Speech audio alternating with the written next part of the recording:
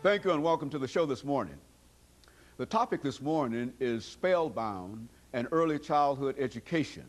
And we're fortunate to have with us the author of Spellbound, Miss Mary Williams, who is an author in Nashville, Tennessee, who will not only talk about Spellbound, but she will give us some information relative to early childhood education, having been involved in early childhood education for many years in her own career. And of course, Ms. Williams, let me welcome you to the show this morning. Thank you. And to tell you how delighted, Ms. Williams, we are to have you with us this morning. We know that you're involved in a large number of organizations and societies and et cetera, Right. and that you've been involved, and now we know that you are an author. You come to us as an author of a very, very exciting book. Right. As a matter of fact, I'm told that this is a book not written about children, but it's a book for adults, and I can Right. certainly appreciate that. Let's give you an opportunity, first of all, Ms. Williams, before we get into the book in early childhood education, to talk about Ms. Mary Williams, to give us some information about your background, your education, and some of the things that were eventually important in leading you to the decision that you ought to write a book. Okay. Well, I come from Lebanon, Tennessee. I was born in Lebanon, Tennessee. I come from a family of 9 children, and I am the 6th child. I had twins under me, and then I had a baby sister that came about 12 years later. One thing I'd like to say that's unique about my family, all the girls are left-handed and all the boys are right-handed. My mother's left-handed, my father right-handed. That's kind of unique. It is. I finished school from Wilson County High School, and I started really acting when I was in about the 5th grade. We used to do a lot of dramatic readings and going around pantomime, and I was just a natural-born actress. So, you know, everybody was always calling on me to do something, a lot of comedy acts. And then I finished high school there and went to Tennessee State. And I majored in speech and drama. And of course, a major in speech and drama, you know, you participated in a lot of plays and many other activities relating to drama. And when I graduated from Tennessee State, I started teaching, of course. And I started teaching in Memphis, Tennessee, and did 1 year. But because we had to go early in the summer, and that they had to stay out of school for a little while to do something. Split session. Was that split session? I think so. Yeah, split session. We had to do the split session. So I taught seniors in high school there, 1 year, English and French and so forth. Then I came back to, moved back to Nashville. My husband and I were married then. Moved back to Nashville, and we had 2 girls. And we have 2 girls now. And then I started teaching in a religious school at Nashville Christian Institute, taught there for 5 years, and then started with Metro. Started teaching 6th graders, and I went back to TSU, and I became certified in elementary education. So that's how I moved into elementary education. So the whole time that I have been teaching, I've always been a storyteller. So I've always been able to motivate my children to learn through storytelling. Even though it was told in all the courses that this was useful, I was using it anyway. This was a part of me. So I have been able to, after working with 6th graders, and I came to Aiken and teaching 2nd graders, and I was a reading specialist for a while. I worked with the children in the inner city. And all of this that I did with the kids, I was able to get the information over. It didn't matter the background. It didn't matter the amount of money that the parents had.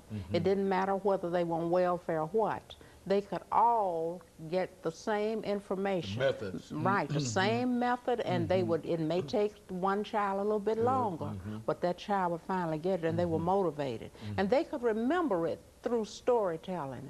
So, and I would sometimes shock myself because I could read a story and the whole class would just, you know, Just in awe, spellbound. spellbound. You know, and I That's could, good. so I said, these kids, and I asked a psychologist, and she said, there's something about your voice. She said, something about your voice that you just kind of mesmerize these kids. And I said, well, maybe it is. Even the child the teachers had complained about that were acting up in their room, they would come in my room, they just, you know, and then I would ask the questions all about Thomas Alva Edison. They would remember all 3 names. And that, you know, they know if I said his middle name was Alva, then they knew, they remembered that because I used a little drama to get it over to them. So I decided that later on after I retired, and I taught there for a number of years and used this particular activity to get over to kids. If I was teaching verbs, social studies, it didn't matter. I would use the same thing. That was a method that you used. It was a method that I used. And then I started writing years ago, but I decided to use this method to write a book and figured that if I started out with the high interest level and low level reading in order to reach all the kids. So I'm married and I have 2 children, Desiree and Angela, and I have 2 grandchildren, Amber and Alicia. My husband is Robert Williams. Okay. And he's my illustrator in the book. Very good. Okay, right. we noticed that. Very good. Right. So most of my family are educators, teachers. So they teach around here in Metro. I have one daughter that's teaching and another daughter that's more or less doing some counseling sessions. So we're kind of a family of educators. And so we all kind of work together. I have 2 poets.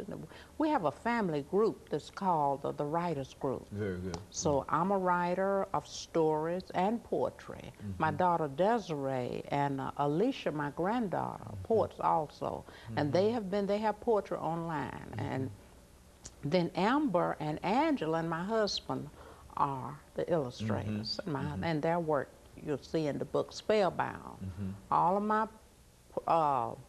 drawings are more or less were done by my husband. Very good. You know, one thing I think, Ms. Williams, during this last 3 minutes that we have here of this particular segment, one thing that we find today that there's some controversy in reference to early childhood education. And I think that with your teaching experiences and whatnot, you ought to be able to at least shed some light in reference to this, because many folks do not believe the value of exposing 3- and 4-year-old children to the educational process. But I think that it has been demonstrated that well, let's talk about some of the information that you have in reference. Right. Well, there's nothing I could say that would more or less deviate anyone's attention from starting children early. Very good. Because number one, I have experienced children. I've had the experiences of working with children that did not have early childhood education.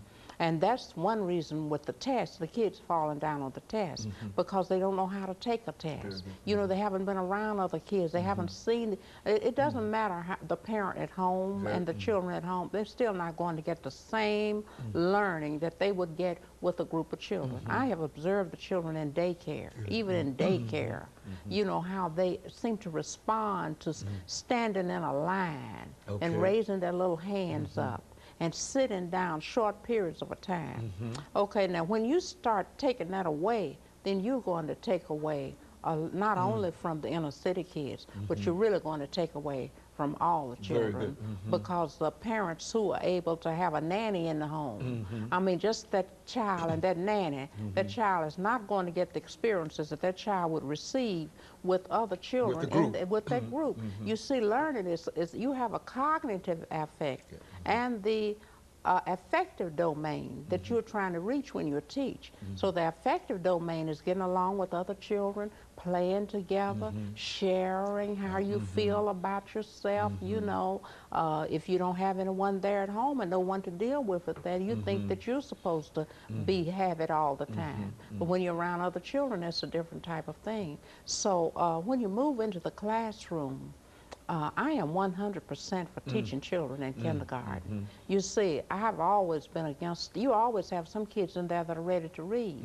You have some children that are ready to read. When you see a child take a paper like this and point, and they're trying to read, or take an encyclopedia, that child's ready to read. So there's nothing wrong with teaching a consonant, a short vowel, put the two together, put the consonant at the end, and you have a word. Okay, and let us, Ms. Williams, take this first commercial break, after which we'll come back and give you an opportunity to continue that. Okay, we'll be back with our audience following this very, very short. The topic is spell.